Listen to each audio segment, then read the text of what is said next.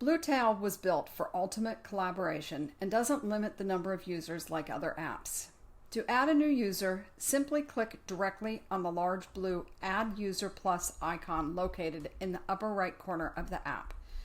This will open a pop-up box where you will need to enter the first and last name of the new user, their email address, their role, and finally, their group. Please note that user roles and groups are explained in a separate support module. Once this form is completed, simply click on the blue Add User button and the user will be added to the Bluetail app. Remember, the invite is pending until the new user accepts via a verification email.